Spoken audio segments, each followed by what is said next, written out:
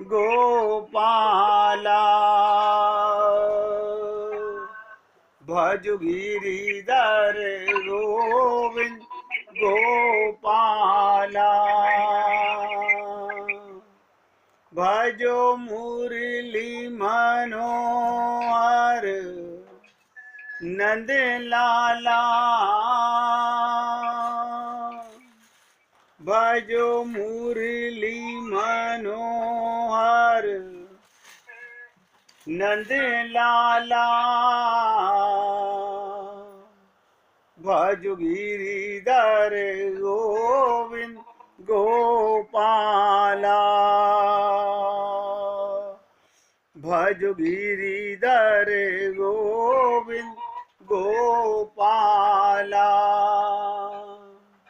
भजो मुरली मनोहर नंद लाला। भजो मुरली मनोहर नंद लाला। भजो गिरिधर गोविंद गोपाला। भजो गिरिधर गोविंद गोपाला। बोलिए वृंदावन बिहारी लाल की जय। जय जय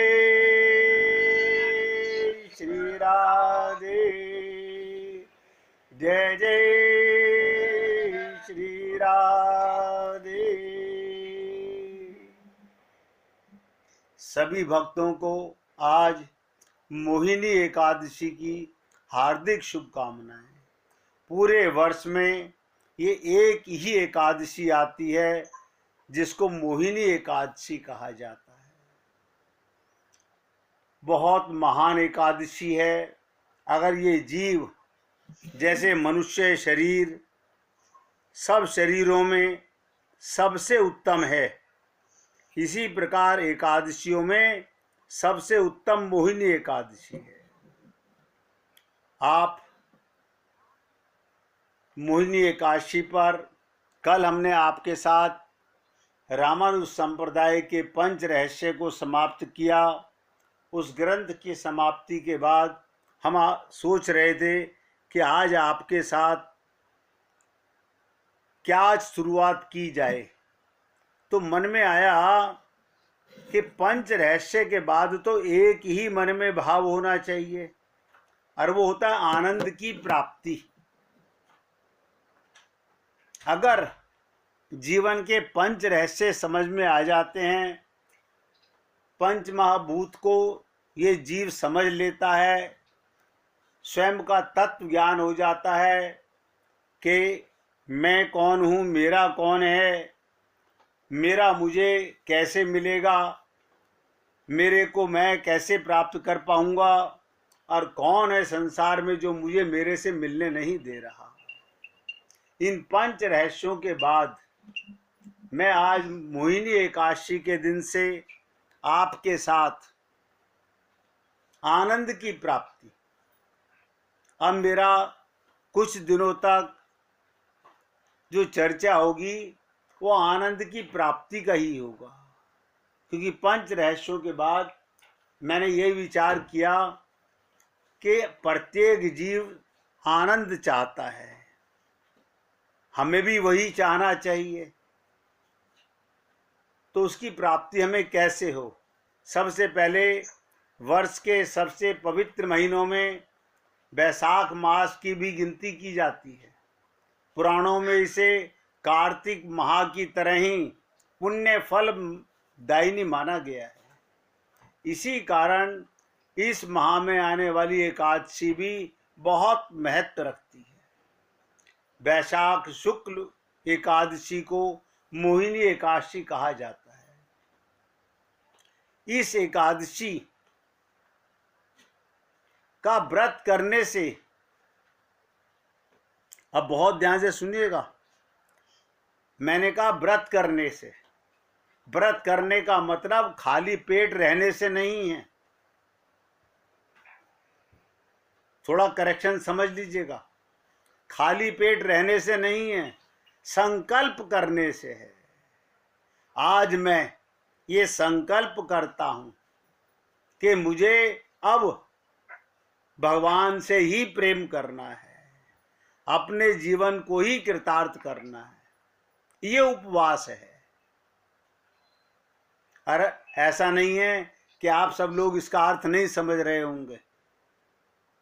सबको समझ आ रहा होगा कि व्रत करना जो आप लोग करते हो, खाली भूखे रहना, वो भोजन से तो आप व्रत कर लेते हो, लेकिन भगवान के संग रहने की आदत नहीं डालते, उसकी शपथ नहीं लेते।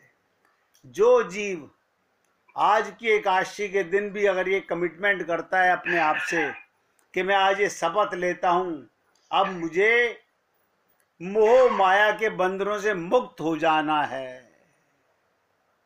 देखिएगा, आपके मन में है, आप मोह माया के बंधनों से मुक्त होना चाहते हैं या नहीं चाहते हैं, और भगवत प्रेम पाना चाहते हैं कि नहीं चाहते हैं।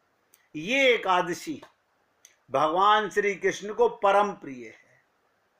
जो व्यक्ति मोहिनी एकादशी करता है, यानी मोहिनी एकादशी को शपथ लेता है, इस संसार में उसका आकर्षण, नोट करो, प्रभाव संसार से हटकर, मोह पास से हटकर भगवान के प्रेम में बंध जाता है और भगवान के हरि चरणों में वो जीव पहुंच जाता है। ऐसा क्या हुआ था आज के दिन? इस मोहिनी एकादशी में क्या किया था भगवान ने? भगवान विष्णु ने स्वयं साक्षात्कार नारायण ने मोहिनी रूप रखा था। मोहिनी रूप क्या होता है? मोहिनी रूप क्या होता है? जीव को अपनी ओर आकर्षित करने वाला रूप, मोहने वाला रूप। जब समुद्र मंथन से निकले अमृत को लेकर देवताओं और दानवों में खींचातानी मची, चूंकि ताकत के बल पर देवता असुरों को हरा नहीं सकते थे। भगवान जानते थे ये देवता सारे मिलकर के भी एक राक्षस को नहीं हरा सकते, इसलिए चालाकी से भगवान विष्णु ने मोहिनी का रूप धारण कर असुरों को, ध्यान से सुनो, असुरों को अपने मोह पाश में बांध लिया। जैसे ये माया ने हम लोगों को, हम जीवों को अपने मोह पाश में बांध लिया। आप लोग देखते हो, कितना भी सुनने के बाद मन यही कहता है कि संसार को अपना लगता है, शरीर अपना लगता है, शरीर के सुख को हम अपना सुख मानते हैं। ये मोहपाशी तो है। हम शरीर से ऊपर उठ नहीं पा रहे, आत्मज्ञान की ओर, अमृत की ओर बढ़ नहीं पा रहे। तो जैसे हम जीव माया के मोह पाश में बंध गए हैं, इसी प्रकार भगवान ने कहा ये जो राक्षस लोग हैं, असुर लोग हैं, इनको मैं मोहिनी रूप से बांध लेता हूं और अमृत देवताओं को पिला देता हूं। अब बहुत ध्यान से सुनिएगा, संत महात्मा भी यही करते हैं। वो कहते हैं जीवों को माया के मोह पास से निकाल के भगवान की लीलाओं के मोह पास में, आत्मज्ञान के मोह पास में अगर बांध दिया जाए तो शायद ये जीव अपना कल्याण करने की शपथ ले ले। ये सारा घटना चक्र आज के दिन, एकादशी के दिन ही हुआ। इस कारण इस एकादशी को मोहिनी एकादशी कहा जाता है। इसके लिए पुराणों में कथा आती है, वो भी सुन लीजिएगा। किसी समय भद्रावती नामक एक बहुत ही सुंदर नगर हुआ करता था, जहां धृतिमान नामक राजा का राज्य था। राजा बहुत ही दान पुण्य किया करते थे उनके राज में प्रजा भी धार्मिक कार्यों में डूबी रहती थी। इसी नगर में धनपाल नाम का एक वैश्य भी रहता था। धनपाल महाविष्णु का भक्त और एक पुण्यकारी सेठ भी था। उसकी 5 संतान थी। सबसे छोटे पुत्र का नाम धृष्ट बुद्धि था। उसका ये नाम उसके बुरे कर्मों के कारण ही पड़ा था। धृष्ट माने निकृष्ट बुद्धि, जो सदा पाप के काम करता हो। तो उसके छोटे पुत्र का नाम ही धृष्ट बुद्धि पड़ गया। बाकी 4 पुत्र पिता के तरह बहुत नेक, लेकिन धृष्ट बुद्धि ने कोई ऐसा पाप कर्म नहीं छोड़ा जो उसने ना किया हो। तंग आकर पिता ने उसे घर और संपत्ति से बेदखल कर दिया। देखिए कितनी विचित्र चीज है। संसार के माँ बाप जिस औलाद को पसंद नहीं करते, घर और संपत्ति से बेदखल कर सकते हैं, लेकिन भगवान बेचारे मजबूर हैं। भगवान मजबूर हैं। वो कहते हैं कोई जीव कितना भी निकृष्ट क्यों ना हो, दुर्बुद्धि क्यों ना हो, भगवान किसी का बहिष्कार नहीं करते। अब वो धृष्ट बुद्धि पुत्र ऐशो आराम तो दूर, एक वक्त का खाना भी उसे नहीं मिलता था। भटकते भटकते वो कौंडिल्य ऋषि के आश्रम में पहुंच गया और उनके चरणों में जाकर गिर पड़ा और उसने महर्षि को अपनी पूरी व्यथा बताई और पश्चाताप का उपाय जानना चाहा। ऋषि को उस पर दया आई और उन्होंने कहा कि वैशाख शुक्ल की एकादशी बहुत ही पुण्य फलदायिनी होती है, इसका आप उपवास करो, उन्हें पाप कर्मों से मुक्ति मिल जाएगी। धृष्ट बुद्धि ने महर्षि की बताई विधि के अनुसार। अब ये विधि क्या है? संत महात्मा में बताते हैं उपवास करो, और ये पंडित लोग जो मंदिरों में बैठे हुए पूजा पाठ करते हैं, ये भी उपवास का अर्थ बताते हैं। वो कहते हैं आज के दिन फलिहार करना, आज के दिन तुम ये करना, एक समय भोजन करना। लेकिन संत महात्मा बताते हैं उप माने करीब, बास माने रहना। आपका मन सारा दिन भगवान के पास रहे, ये उपवास है। हम लोगों ने एक समय का भोजन तो छोड़ दिया, लेकिन एक समय की सांसारिक मन की दुष्वृत्तियों को नहीं छोड़ना चाहा। तो इसी से देखिएगा, मैंने आपको बताया कौंडिल्य ऋषि के बताने से उस धृष्ट बुद्धि एकादशी का व्रत करने से सारे पाप कर्मों से मुक्ति मिल गई। इसीलिए मैं आपसे निवेदन करता हूं, आज के दिन आप भी ये शपथ लेने का प्रयत्न कीजिए। एकादशी आने से पहले 10वीं को ही मन में भावना आनी चाहिए कि मुझे कल सारा दिन भगवान का चिंतन, भगवान का मनन, भगवान का ही कीर्तन, इतना भगवान के साथ अपने आप को छोड़ दूं कि संसार का, इस शरीर के भोजन का याद ही ना रहे। यानी आत्मा का भोजन, ध्यान से सुनिएगा।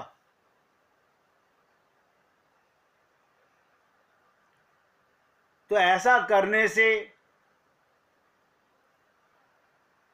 व्यक्ति, ऐसा उपवास करने से पाप कर्मों से छुटकारा मिल जाता है। अब ये पाप कर्म क्या है कि माया माठगनी हम जानी, संसार में हमारी आसक्ति, संसार के सामानों में हमारी आसक्ति, परिवार में हमारी आसक्ति, ये सब क्या है? ये सब पाप कर्म है। आपको नजर नहीं आते हमें, हम कहते हैं कि हम पापी हैं, अपने परिवार से प्रेम करते हैं। अरे बाबा, अपने का ज्ञान कहाँ है? अपने तो केवल परमात्मा है। इनकी तो सेवा करनी थी। हम भगवान को छोड़ के इन्हीं से प्रेम करते हैं, इनको भगवान का स्वरूप तो मानते नहीं। इसका ध्यान रखिएगा, ये व्यक्ति मोह माया के बंधनों में पड़ा हुआ अगर शपथ ले भगवान को पाने की, तो मोह माया के बंधनों से मुक्त होकर सत्कर्मों की राह पर चलता है, यानी भक्ति के मार्ग पर चलता है। लोग क्या कहते हैं, हमें तो ये बताओ कि धन की प्राप्ति कैसे होगी। लोगों के मन में एक ही भावना रहती है, हमें तो बस ये बताओ हमें सांसारिक सुख कैसे मिलेंगे, हमें भगवान को पाके क्या करना है। बड़ी कठिन प्रेम की राह, इतना आसान नहीं है। जीवित रहते हुए इस व्रत के प्रभाव से व्यक्ति के आकर्षण प्रभाव में वृद्धि होती है, भगवान की ओर बढ़ता चला जाता है। और बताऊं, हमने आज से सोचा आनंद प्राप्ति यही सुख संपदा है, जो मैं आपके नाम दे रहा हूं, आनंद की प्राप्ति यही असली धन है। परम धन राधे नाम अपार, धनवंता सोई जानिए, जापे राम नाम धन होए।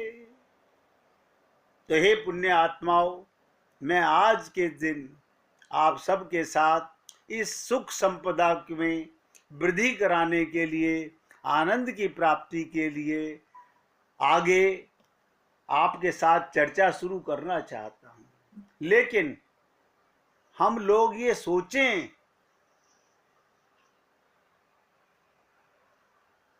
कि क्या हम वाकई में भगवत प्राप्ति के लिए लालायित हैं? क्या हम अब ये डिसाइड कर चुके हैं कि हमें संसार की भवाटबी से हटना है? ये पाएगा कौन? जो व्यक्ति दोनों तरफ टांग फंसा के रखेगा कि संसार भी मिला रहे और भगवान भी मिल जाएं। ऐसा हो नहीं सकता। गोपियों ने कहा कि ऊधो मन न भये 10-20, एक मन है, एक मन। अब आप और हम लोग उस एक मन को आत्मा के आनंद में या शरीर के आनंद में, सांसारिक आनंद में, चीज एक ही मिलेगी। दो चीजें एक साथ कभी नहीं मिला करती। हम ये चाहें हमें भगवत प्रेम भी मिल जाए और सांसारिक सुख भी मिल जाए, इम्पॉसिबल सी बातें हैं। हाँ, धोखा देते देते तो हमें जन्म जन्मांतर गुजर चुके हैं, मन का फेर अभी तक भी फिरा नहीं है। इसलिए आपसे निवेदन करता हूं, आज जिस चर्चा की मैं आपके साथ शुरुआत करना चाह रहा हूं, उस पर बढ़ने के लिए आप डिसाइड कर लीजिए कि वाकई में हमें भगवत प्राप्ति करनी है या नहीं करनी है, आगे बढ़ना है या अपने आप को धोखा देना है।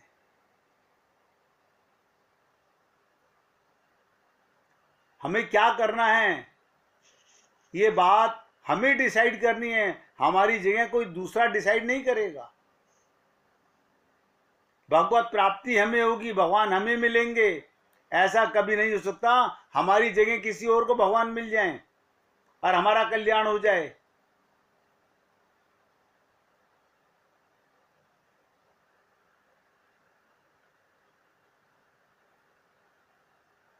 सबसे बड़ी चीज है अपने ऊपर। रामचरितमानस में एक चौपाई आती है, पर उपदेश कुशल बहु तेरे, जे आच रही ते नर न घनेरे। दूसरों को उपदेश देना अथवा ज्ञान बांटना बहुत सरल कार्य है। इस जगत में कोई सारे देनक बहुत ऐसे लोग मिलेंगे, आचरण में लाना बड़ा दुर्लभ है। सत्संग सुनना बड़ा आसान है, लेकिन अपने जीवन में उस प्रेम को लेकर के आना, डिसाइड करना कि बस अब सर फूटे या माथा, मैंने तेरी राह पकड़ ली, इस ओर बढ़ना बड़ा कठिन है। इसलिए मैं आपसे निवेदन कर रहा हूं, आज से हम जो चर्चा करने जा रहे हैं उसको बहुत एकाग्रचित होकर सुनेंगे। वो चर्चा की शुरुआत क्या है? आगे बढ़ो, आगे बढ़ो। अरे शरीर से, उम्र से तो आगे बढ़ ही रहे हो। शरीर तो मृत्यु की ओर बढ़ रहा है। एक एक शब्द पे ध्यान दो। शरीर मृत्यु की ओर बढ़ रहा है, आप किधर बढ़ रहे हो? हम ममता मोह आसक्ति की तरफ बढ़ रहे हैं, भगवान के प्रेम की तरफ या संसार की तरफ? सोचिएगा, मैं किधर जा रहा हूं। दूसरा क्या कर रहा है हमें इससे मतलब नहीं, खुद में झांकिए कि मैं क्या कर रहा हूं। इसलिए मैं आपसे निवेदन करता हूं, अगर वाकई में अपना कल्याण करना चाहते हो तो क्या करना है?